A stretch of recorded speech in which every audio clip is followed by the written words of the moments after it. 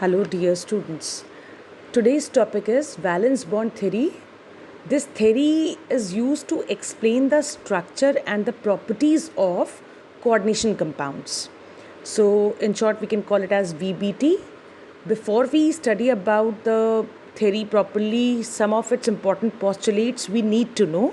So, here I have listed out some of the important points from the valence bond theory. So these points are very important to keep in the mind to apply theory on the coordination compounds. Like first point is always a coordinate bond is formed by the overlapping of completely filled orbitals of ligands and vacant hybridized orbitals of central metal atom or ion. Second point, hybridization of s, p and d orbitals of the central metal atom or ion takes place to give the required number of vacant hybrid orbitals to form coordinate bond with the ligands. Thus, under the influence of ligands, central metal atom or ion can use its n-1d, ns, np orbitals, or it can use its ns, np and nd orbitals for hybridization. In order to make availability of required number of vacant orbitals, sometimes the electrons present in n-1d orbitals, special point to be noted, in n-1d orbitals get paired. This is against Hund's rule. These 3 points are very important. So, I hope it is clear to all of you that according to the valence bond theory, whenever a metal and ligand approach each other, then always there is a coordinate bond formed between metal and ligand this way.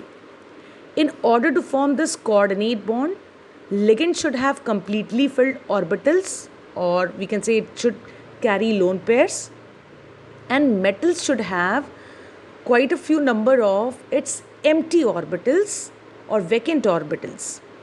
These vacant orbitals before the bond formation should undergo hybridization. And the hybridization of this metal involves which orbitals? It's n-1d, ns, np, or it can involve its ns, np and nd orbitals for hybridization. And this is the most important point. Sometimes in order to make availability of required number of vacant orbitals, suppose the requirement of the vacant orbital is not fulfilled, then in order to make the availability of such required number of vacant orbitals, the electrons present in n-1d orbitals, they get paired. This is always against Hund's rule. Now, one more important thing is there in this theory, that according to this theory, complexes can be of two types. First type of complexes are inner orbital complexes, which are also known as low spin complexes, and second is outer orbital complexes, which is also known as high spin complexes. Now what are inner orbital complexes? When in the hybridization, n-1d orbitals of central metal atom or ion, these orbitals are involved, then the number of unpaired electrons after hybridization will be less and the magnetic moment of the complex will be low.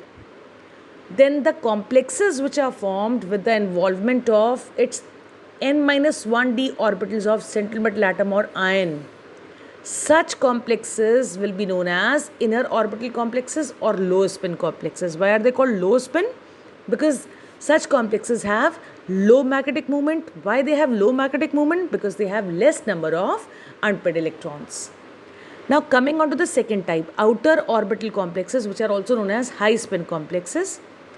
When during hybridization, only outer orbitals of central metal atom or ion, outer orbital means its ns, np and nd are involved. Here n-1d is involved, inner orbital is involved. That is why we call inner orbital complex.